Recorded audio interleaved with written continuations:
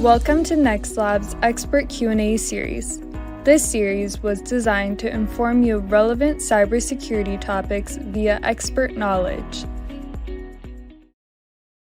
Welcome back to the NextLabs Cybersecurity Expert Series.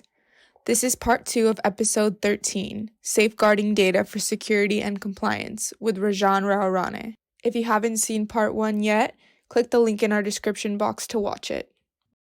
Let's get into the episode. Question 4. What is your approach to governing distributed data? So when it comes to handling distributed data, right, here is what I do. I set up some clear rules and define the RISI matrix to create roles such as data owners, stewards, or chief data officer. Someone who can take the ownership and action on it. Monitoring and auditing of your data movements, applying the data security policies, tying your data governance with the processes and user governance framework. Finally, regular follow-ups and communication with the team that is essential to make sure that it's safe and everyone follows the same data principles in their day-to-day activity. But here is the real deal. Everyone in the IT team, right, the folks who owns the data and the cybersecurity who is involved within the teams, we all need to team up to understand what could go wrong, try to stop it, creating right process, focusing on organization ecosystem and enforcing rules to every department is a first step to kick off your governance discussion. Because of modern tech, it is much more simpler now to leverage the cloud services or leverage the modern solution.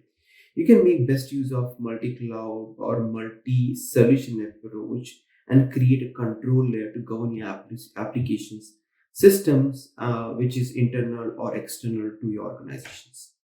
Great answer, Rajan. Question 5. What are the best practices for data governance? Yeah, sure. So when we're talking about keeping data in check, it's like making sure we know who is in charge of it, what everyone's supposed to do with it. You also want to make sure that data is of good quality. So a good plan for data governance is, in simple sentence, a framework that should tell us how we sort it, okay, who can use it, and a regular check to make sure its data is right and safe. To understand the data better, we use this thing called metadata. It's one of the step which we follow. So metadata is all about data. It helps a lot when we all work together, right? And different teams work together. They can refer to the metadata and then they can use this information as an asset. And when we all work together, IT folks, data keepers, and business people, make sure that we follow this integrity and framework across organization. Now, there are data quality rules or data policies about keeping data safe and employing the right way to use it. The data governance framework should be robust enough to adopt changes, label it, classify it whenever the data is being changed. Plus, we need to conduct the knowledge session on effective data management and enforce the rules across the organization with the right people in charge. Keeping track of your data and strategies to handle when things go wrong might help to foresee the risk and mitigate it. So, in a nutshell, to manage data governance effectively, we have to define the clear ownership and implement the robust data security measures, comply with it with the regulations, educate your team, and have a solid plan to handle the breaches. Wonderful insights. Question 6. What factors should organizations take into account when implementing robust data protection?